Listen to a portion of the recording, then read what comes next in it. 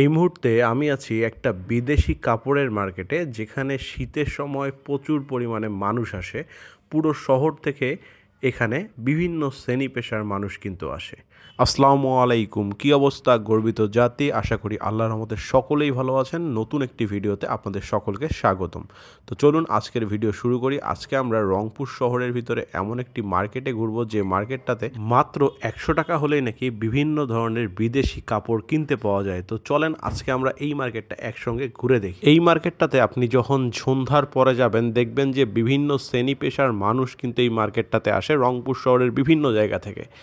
আর এইটা শীতের সময় আসলে এই মার্কেটটা জমে ওঠে, কারণ এখানে মূলত শীতের কাপড় পাওয়া যায়, পাশাপাশি শীতের আপনার চাদর, ব্ল্যাঙ্কেট, তারপরে কমফোর্ট, এই জিনিসগুলো পাওয়া যায়। এই মার্কেটটা মূলত জমে ওঠে হচ্ছে শীত যত দিন দিন বাড়ে তার সঙ্গে সঙ্গে। কারণ হচ্ছে এখানে যেহেতু সব ধরনের শীতের কাপড় পাওয়া যায়, এই কারণে শীতের সঙ্গে সঙ্গে মার্কেটও জমে ওঠে।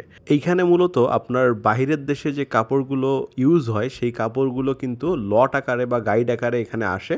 সেই গাইডগুলো থেকে ভেঙে ভেঙে, আমি যতটুকু জানি, এই কাপড়গুলো সেল করা হয়। আর এইখানেই এই কাপড়গুলো কেনার জন্য দেশের বিভিন্ন জায়গা থেকে কিন্তু এই জায়গাটায় মানুষ ভিড় করে। তো আজকে আমরা এই মার্কেটটাতে গিয়েছিলাম। এই মার্কেটটার ঠিকানা হচ্ছে বা লোকেশন হচ্ছে Rangpur station road, Rangpur station রেলগেটের দিকে এই মার্কেটটা। এটাকে অনেকে কেজি মার্কেট বলে থাকে, আবার অনেকে পুরাতন মার্কেট বলে থাকে, অনেকে বিদেশি কাপড়ের মার্কেট বলে থাকে। যেটাই বলেন না কেন, আপনি রংপুর স্টেশন রেলগেটের দিকে গেলে এই মার্কেটটা আপনি সহজেই দেখতে পারবেন।